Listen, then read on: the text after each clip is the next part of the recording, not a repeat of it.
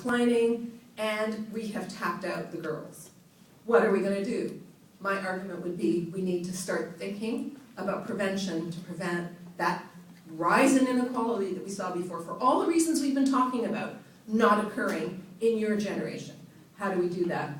Well, first of all, the cure does not look like this. This is the declining share of the federal government, and a target that is lower than anything we've seen since the 1960s in terms of the size of the federal government as a share of the economy. This is not the road to success if you want to invest in the things that are going to prevent growing inequality. So what I'm going to suggest is that we have to invest today for tomorrow. Some of the things that Miles might have been referencing, I'm not quite sure if he is or not, but investing more in childcare, high quality, affordable early childhood education so that we have all hands on deck, particularly amongst low income households, that everybody is learning ready when they hit school. That we can avoid, as we've heard in the last 24 hours, that we can avoid an epidemic of chronic disease by much of which is preventable. Not just cancer, but oral health, population health interventions of all sorts. We could be using our muscle to actually introduce the things that we know make people healthier, reduce costs, and improve the quality of life. Why aren't we doing that anyway?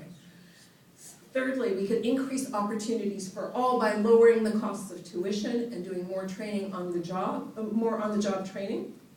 And finally, prevent preventable decline. We should be investing in infrastructure today, not because it's stimulus, but because if we don't do it today, and we do it in 5 years or 10 years, we're going to be paying more down the road and paying more today in lost time and more repairs. What are we waiting for? So why should we do more government spending? This is part of our conversation. Yes, the state is not the only solution to income inequality. Yes, the family is a huge role. And yes, the laws that we have, the way our institutions are structured, are key. The role of unions, but also the role of free trade agreements and all sorts of legislation that empower the already powerful, whether they're corporations or individuals. But that said, we still need a robust government in our lives. We don't need something that's shrinking to the size of something you can flush down the bathtub, which is the goal of some politicians. Slower growth is on the menu. Slower growth is on the menu because we are looking at what the Bank of Canada governor calls serial disappointments in growth, and in particular export growth. But that's not just it. That's starting to collide with population aging.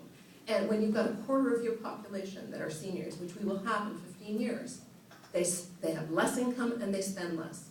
So maybe the solution isn't raising G or changing G, which is what Mike was suggesting.